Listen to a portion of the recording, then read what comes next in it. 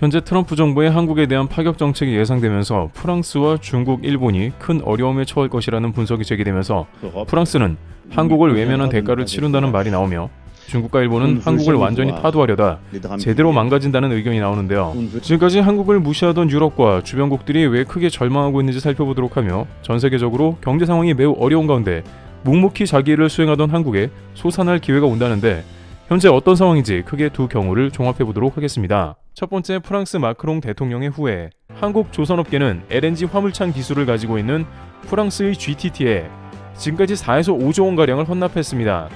세계 LNG 대형 운반선 수주를 휩쓸던 한국의 빅3가 한 척을 건조할 때마다 프랑스 GTT에 100억 원의 로열티를 지불해 왔다는 건 한국 조선업계에 해결해야 할 숙제나 다름없습니다. 그런데 그럼에도 불구하고 프랑스 마크롱 대통령은 중국과 밀월 관계를 가져가는 모습이 연출되었습니다. 하지만 이렇게 중국에 대량으로 컨테이너선을 발주한 프랑스에 분명한 문제가 제기되고 있는 상황인데요. 중국에게 선물을 받았으니 보답으로 중국 컨테이너선을 주문했지만 큰 문제가 따를 수 있다는 것입니다. 그리고 16대나 중국에 몰아주었는데 이것이 결국 프랑스의 큰 발목을 잡을 수 있다는데요. 이것은 미국과도 연결된 문제이기 때문에 프랑스는 엄청난 손해를 보게 된다는 의견도 나옵니다. 납품 기한, 미국의 제재, 그리고 최근 중국 컨테이너선과 선박의 잇따른 사고 소식을 순서대로 살펴봐야 하는데요. 우선 첫 번째로 프랑스는 중국의 컨테이너선을 발주했다가 번번이 납기 지연을 맞은 바 있습니다. 2020년이었죠. 당시 조선업계의 큰 뉴스는 프랑스가 LNG 추진 컨선을 발주했다가 크게 지연된 것이었습니다. 한국 컨테이너선은 자신들보다 8개월이나 늦게 수주받았지만 오히려 중국보다 빠르게 컨테이너선을 고객에 인도했으나 프랑스는 중국에서 아직도 배가 건조되지 않아서 발만 동동 구르고 있는 상황이 펼쳐진 것입니다. 프랑스의 CMA CGM은 2017년 8월에 중국에 발주를 했으나 만기 후 9개월째에도 소식이 없었던 것이죠. 따라서 프랑스는 누구보다도 고질적인 중국 선박의 납기 지연 문제를 알고 있는 국가입니다만 정치적인 결정으로 인해서 한국을 제외하고 중국에 올인한 안타까운 모습을 보여준 것입니다. 이러한 납기 지연은 중국의 빈번한 문제이기도 하며 결정적으로 LNG 추진선의 퀄리티가 문제가 되죠. 실제 앞으로 문제는 미국의 반도체 제재로 인해 중국이 첨단 반도체를 받지 못한다는 것입니다. 반도체와 선박이 무슨 상관이 있겠느냐 하겠습니다만 앞으로는 스마트 친환경 선박이 대세가 됩니다.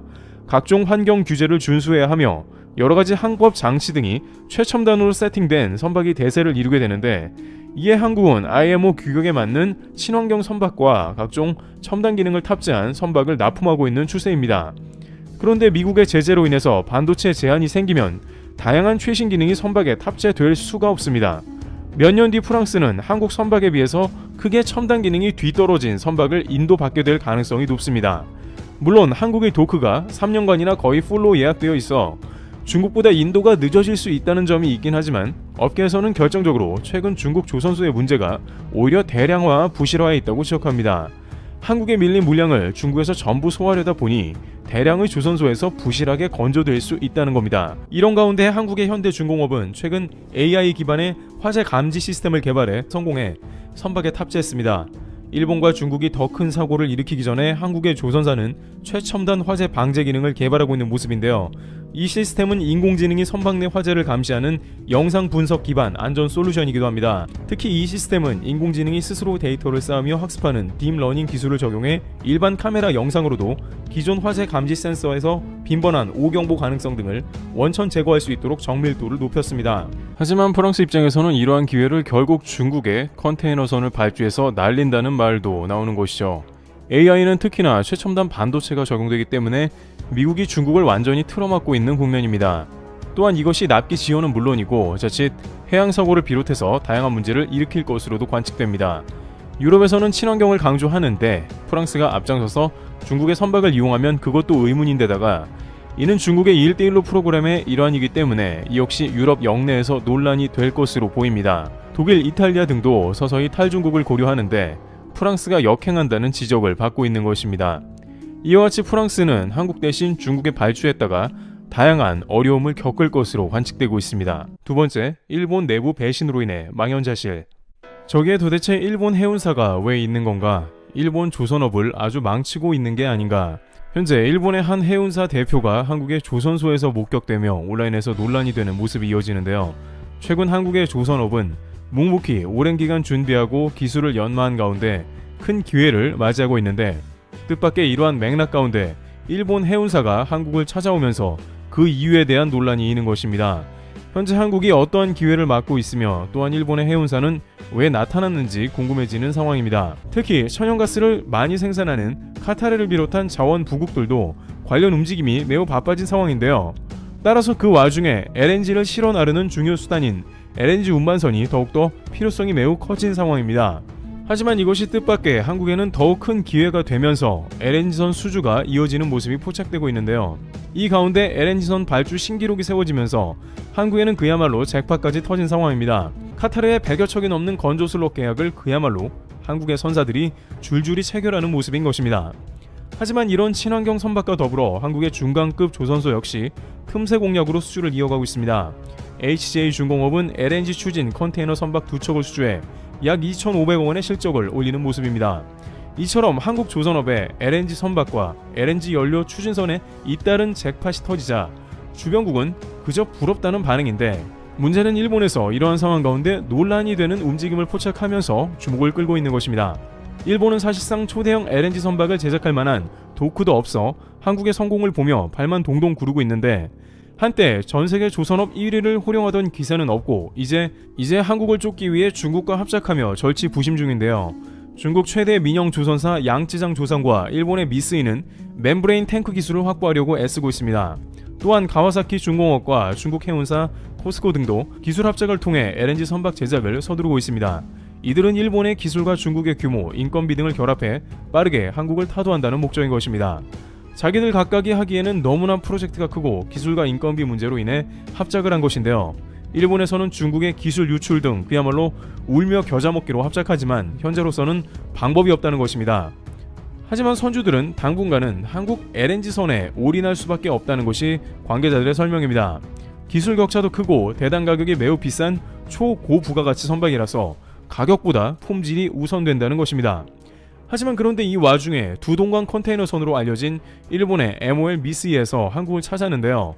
대우조선해양은 친환경 액화 천연가스 LNG 처리 기술과 스마트십 솔루션에 대한 시연회를 지난 15일 경남 거제 옥포 조선소 내 에너지 시스템 실험센터에서 진행했다고 23일 밝혔습니다. 행사에는 그리스 마란가스, 노르웨이 프론트라인, 독일 하팡로이 등 그야말로 큰손 선주들이 모였습니다. 그리스 같은 경우는 대우조선해양에 오랫동안 주문을 해온 거대 선주라 해당 행사를 참여해왔고, 이번에 대우가 자체 개발한 LNG 제액화 시스템의 NRS 성능을 선보이자 이를 참관하러 방문한 것입니다. NRS는 LNG 운반선의 운영 효율을 높이는 핵심 장비로 질소를 냉매로 활용해 운항 중에 자연 증발하는 천연가스를 모아 다시 액체로 바꿔 저장하는 최신 기술입니다. 이러한 기술을 선보이는 것은 LNG 운반선이나 LNG 추진 선박에 적용되는 기술들이 앞으로 친환경 조건들을 만족해야 하며 신뢰할 수 있는 한국의 조선사들이 이를 입증하기 위함인 것입니다. 그런데 이러한 시연회에 일본의 미쓰이 MOL까지 참관해서 한국의 선박에 대한 발주 의향을 비춘 것입니다.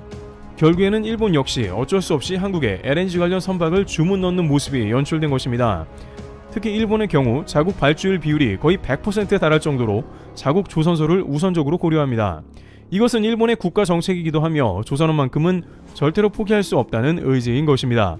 관계자들은 일본에서 한국에 배를 주문한다는 것은 매우 이례적인 상황이라고 강조하고 있습니다.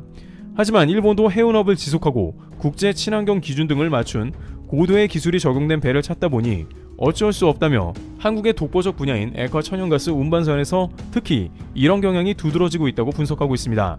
실제 작년에 한국은 일본으로부터 11척의 선박을 수주했고 LNG선 5척, LNG 운반선 2척 등이 포함됐습니다. 관계자들은 조선업은 기간산업이기 때문에 특히나 경쟁국에 주문하는 경우가 절대 없다는 것을 알아야 한다며 일본과 중국이 어떻게든 한국을 잡아보려고 현재 몸부림을 치기에 한국도 주의해야 하는 상황이지만 아직은 워낙 격차가 크기에 이번 국제 글로벌 위기로 한국이 확실한 1위 굳히기에 들어가야 한다고 강조합니다. 앞으로 조선업 1위를 굳히기 위해서 인재 발굴, 채용과 관련 산업 발전을 위한 기술 개발에 더 힘써야 할 것입니다. 트래블튜브였습니다. 감사합니다.